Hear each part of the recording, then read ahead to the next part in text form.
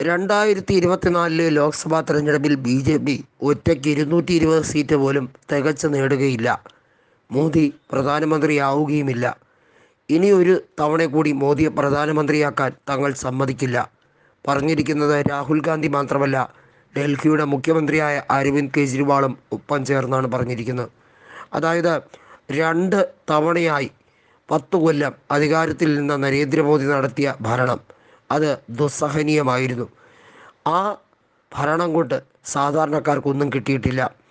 എല്ലാ കോർപ്പറേറ്റുകാർക്കും വലിയ തോതിൽ വെച്ചടി വളർച്ചയുണ്ടായി. പൊതുമേഖലാ സ്ഥാപനങ്ങളെല്ലാം തന്നെ വിറ്റഴിച്ചു. LIC പോലുള്ള പൊതുമേഖലാ സ്ഥാപനങ്ങളെ അവിടെ സ്വകാര്യവൽക്കരിക്കാൻ വേണ്ടി പരമാവധി ശ്രമിച്ച് അതൊക്കെ നടപ്പിലാക്കാൻ ശ്രമിച്ചു. ഇതുവഴി ജനങ്ങളുടെ വിശ്വാസ്യത നഷ്ടമായി.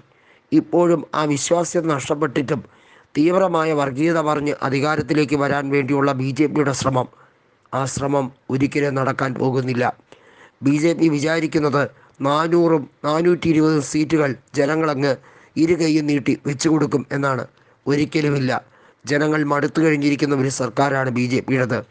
അവരെ എല്ലാ രീതിയിലും ആട്ടി ഓടിക്കാനാണ് ജനങ്ങൾ ശ്രമിക്കുന്നത്. അതിനുവേണ്ടിയുള്ള തീവ്രമായ ഒരു നിശബ്ദ തരംഗം രാജ്യവ്യാപകമായി ഉണ്ടായിക്കഴിഞ്ഞിരിക്കുന്നുവെന്ന് ഡൽഹി മുഖ്യമന്ത്രി അരവിന്ദ് കെജ്രിവാൾ പറഞ്ഞു. അദ്ദേഹം ജയിലിൽ നിന്നും ജാമ്യത്തിലിറങ്ങിയതിന് ശേഷം അദ്ദേഹം പറഞ്ഞ ആദ്യ വാക്കുകളാണിവ. അദ്ദേഹം കൃത്യമായി തന്നെ രാഷ്ട്രീയപരമായി ജനങ്ങളോട് പ്രതിബദ്ധതയുള്ള ഒരു നേതാവ് തന്നെയാണ്.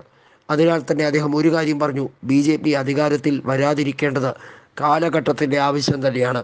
അതിനുവേണ്ടിയുള്ള തീവ്രമായ ശ്രമം എല്ലാ ഭാഗത്തു നിന്നും ഉണ്ടാകണം.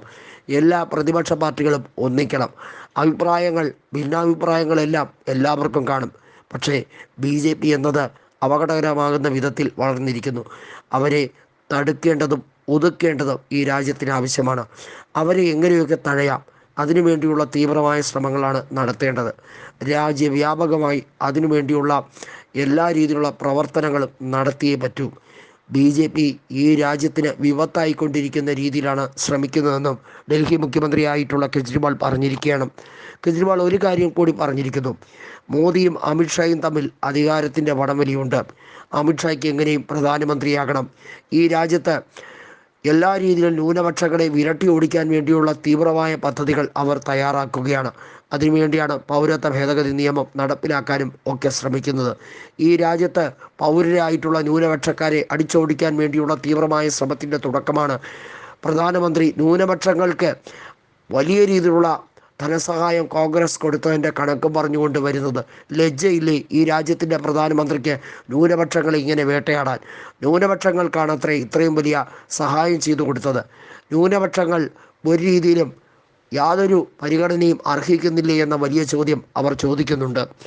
ഈ രാജ്യത്തെ കൃത്യമായി മുറിക്കാൻ വേണ്ടിയുള്ള തീവ്രമായ ശ്രമം, മതാടിസ്ഥാനത്തിൽ മുറിക്കാൻ വേണ്ടിയുള്ള തീവ്രമായ ബോധപൂർവമായ ശ്രമമല്ലേ പ്രധാനമന്ത്രി നടത്തുന്നതെന്ന് കെജ്രിവാൾ പറഞ്ഞിരിക്കുന്നു.